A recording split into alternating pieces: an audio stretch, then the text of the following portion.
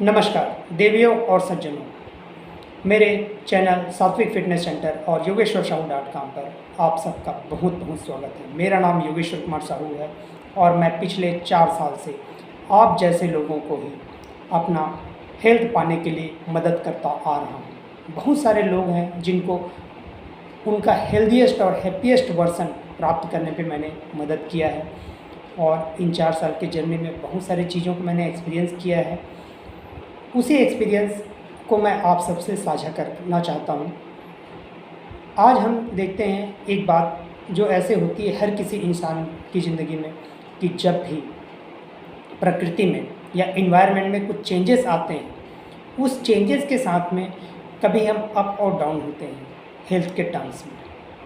कभी हम बीमार पड़ जाते हैं, कभी किसी को सर्दी, खांसी, जुकाम या फीवर आ जाते हैं जिसको वायरल वगैरह के नाम दिए जाते हैं। तो बहुत सारे लोगों को सवाल होता है कि मैं तो अपना खाना अपने घर का ही खाता हूँ, मैं बाहर भी नहीं खाता, मैं हेल्दीएस्ट खाना ही खाता हूँ, लेकिन मेरे साथ ऐसा क्यों होता है कि मैं बार बार बीमार क्यों पड़ता हूँ। उस चीज़ को हम थोड़ा सा समझते हैं।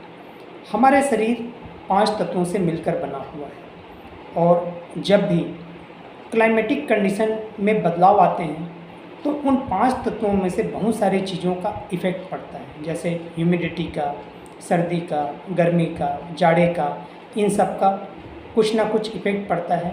और अगर हमारे शरीर का कोई भी अंग या कोई भी पुर्जा या कोई भी सिस्टम थोड़ा डाउन है या सही तरीके से रिस्पॉन्ड नहीं कर रहा है तो हमें ऐसे कुछ सिम्टम्स देखने को मिल जाते हैं। अब यहाँ दूसरी बात आई थी कि मैं तो घर का ही खाना खाता हूँ, हेल्दी खाना खाता हूँ, फिर भी मेरे साथ ऐसे होता है। तो इस बात को हम समझते हैं कि बिल्कुल करेक्ट बात है कि आप घर का ही खाना खाते हैं, आपके घर पे ही सब कुछ बनता है, लेकिन क्या जो खाना बनाने के लिए जो सामग्री आप उपयोग करते हैं, जो अनाज उपयोग करते हैं, उसमें डलने वाली छोटी छोटी चीज़ें उपयोग करते हैं, वो सारा चीज़ आप ही प्रोड्यूस करते हैं या आपके अपने खेत हैं जिस पे आप उसका पैदावार करते हैं? मैक्सिमम लोगों का आंसर होगा नहीं। तो अब इसी बात को समझ लेते हैं कि अभी का जो कंडीशन डेवलप हो रखा है या कमर्शलाइज्ड जो इन्वायरमेंट डेवलप हो चुके हैं, उसमें हर किसी को ऐसा लगता है कि उनको 2 पैसा ज़्यादा मिलना चाहिए उनके काम के लिए।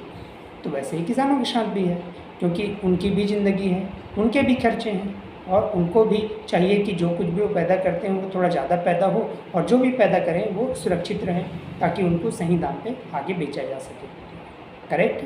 आपको रिलेट कर पा रहे हैं?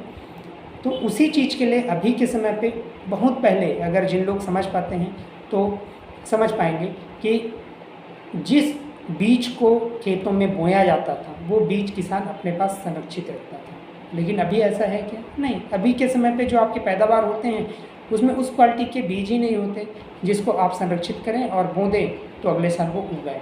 क्यों?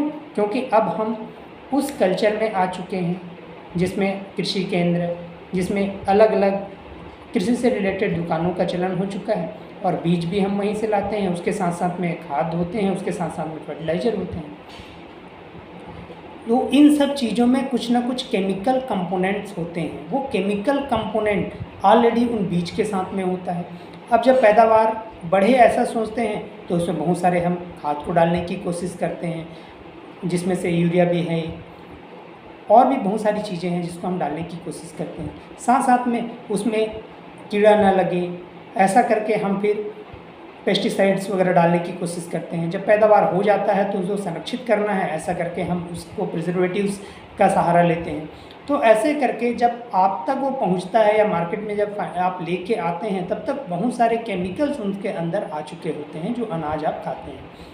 अब जब आप उसको धोते हैं या साफ़ करते हैं तो उसको सही तरीके से या कम्प्लीटली उसको वॉश आउट नहीं कर पाते हैं। ऐसा होता है, जनरली होता है ना?